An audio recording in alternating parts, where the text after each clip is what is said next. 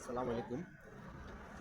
গত কালকে একটা নিউজে দেখলাম সংসদ অধিবেশনে আমাদের বর্তমান প্রধানমন্ত্রী তারেক রহমানের কিছু বক্তব্য এবং বিরোধী দলীয় নেতা ডক্টর শফিকুর রহমানের কিছু কথা শুনলাম। আমার কাছে খুব ভালো লাগছে যে একজন রাষ্ট্রপ্রধানের কথা যেভাবে হওয়া দরকার এবং প্রধানমন্ত্রীর কথা যেভাবে হওয়া দরকার তারেক রহমান ঠিক সেই ধরনের বক্তব্য দিয়েছে। বাংলাদেশের ইতিহাসে বিগত 50 বছরে যতগুলো প্রধানমন্ত্রী হয়েছে সবচেয়ে যোগ্য এবং সবচেয়ে ট্যালেন্টফুল প্রধানমন্ত্রী হচ্ছে তারেক রহমান। হ্যাঁ, একটা কথা সত্য, বিএনপির অঙ্গ সংগঠনগুলো বা অন্যান্য মন্ত্রী এমপিরা যে পরিমাণ দুর্নীতিগ্রস্ত, সাদাবাজি, টেন্ডারবাজি এবং বিভিন্ন উগ্রপন্থী কথাবার্তা বলে, সেটা হয়তো তারেক রহমানের সাথে যায় না। আমরা বহু বছর পরে বাংলাদেশে একজন পুরুষ প্রধানমন্ত্রী পাইছি।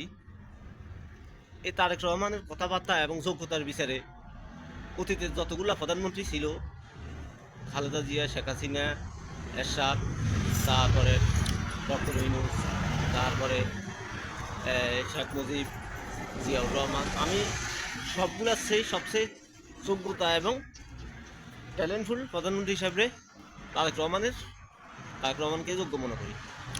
আর আমরা একটা জিনিস দেখলাম, বিরোধী দলীয় নেতা ডক্টর শফিকুর রহমান, উনিও খুব ভালো মানুষ, খুব যোগ্যতা সম্পন্ন মানুষ, যদিও পুরোপুরি তারেক রহমানের কাছাকাছি না, তবে সততার দিক দিয়ে তারেক রহমান এবং শফিকুর রহমান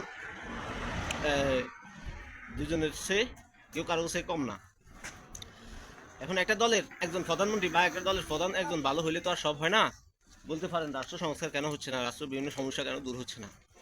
যে কোনো একজন মন্ত্রী বা প্রধানমন্ত্রীর দ্বারা কিন্তু সব কিছু সম্ভব না। যার কারণে এখনও আমরা আগের সমস্যায় রয়ে গেছি, এখনও অনেক সমস্যা থেকে কাটিয়ে উঠতে পারি নাই। তবে আওয়ামী লীগের চেয়ে অনেক ভালো আছি, আলহামদুলিল্লাহ, সেটা বলতে হইব। আওয়ামী লীগের আমলে মাসে একজন গুম হইতো, খুন হইতো সরকার দলীয় বাহিনীর মাধ্যমে। এখন আমরা গত 3 মাস 2.5 মাসে একটা গুম খুন, আমরা যেটা এখনও হয় নাই, কোনো সরকার দলীয় কোনো পুলিশের গুলিতে কেউ মারা যায় নাই, কোনো আর্মি বা র্যাফের গুলিতে কেউ মারা যায়নি, বা কোনো সাদা পোশাকধারী কোনো পুলিশের দ্বারা কেউ গুম হয়নি।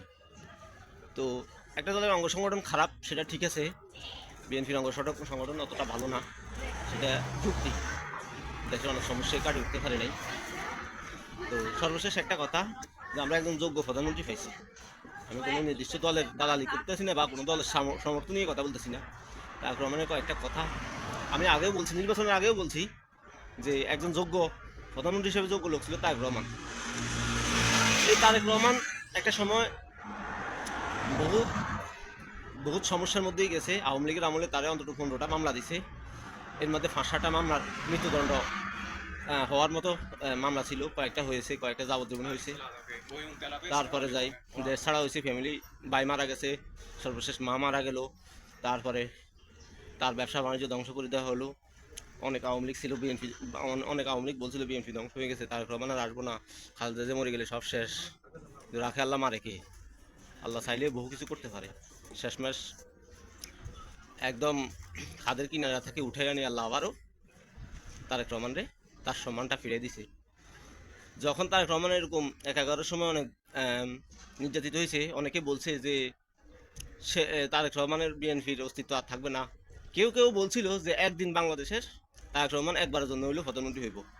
ঠিকই হয়েছে। তো আমরা একটাই কথা, আমরা একজন ভালো প্রধানমন্ত্রী পাইছি, তবে বিএনপি অঙ্গ সংগঠনগুলা ভালো কাজগুলা বা তাদের আগের খারাপ দুর্নীতিগ্রস্ত সাদাবাজি থেকে তারা এখনো বাইরে হতে পারে নাই। ধন্যবাদ সবাইকে।